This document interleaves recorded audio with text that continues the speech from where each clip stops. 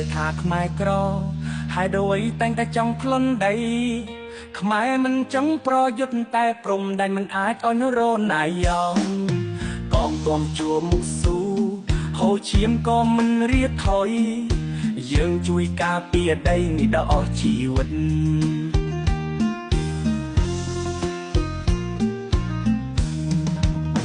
ប្រវត្តិសាស្ត្រឡាយឈាមទឹកភ្នែកព្រះវិហារអង្គរវត្តតាមនតាក្របីមុំបីជាគេបងខ្មែរប្រាប់កូនចៅថាមិនបង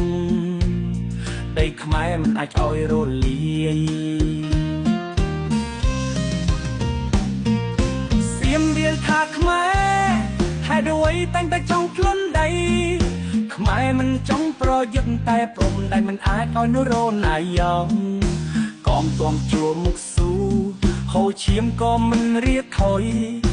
យើងជួយការពារដីនេះដល់អស់ជីវិត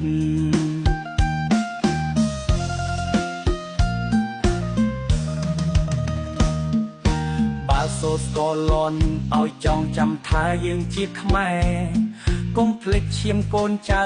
ដែលបានស្លាប់ការពារទឹកដីដីនេះជាជីវិតបេះដូងមិនអាចបោះបង់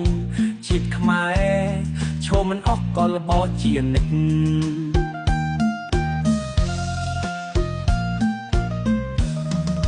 ខំពុំខ្លាំងខ្មែរមិនឲ្យបាត់បង់ដី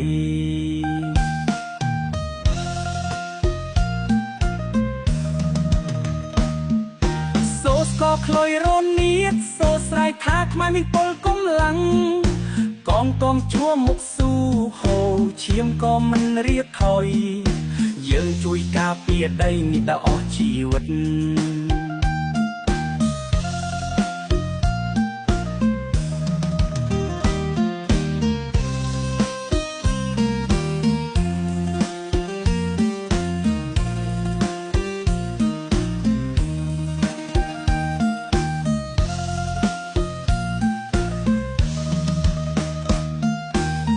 មិនឲ្យបាត់បង់ដី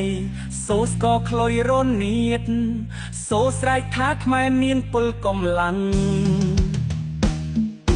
កងទ័ពជួមុខស៊ូហូឈាមក៏មិនរៀតថយយើងជួយការពារដីនេះដល់អស់ជីវិតយើងជួយការពារដីនេះដល់ជីវិតចុងក្រោយ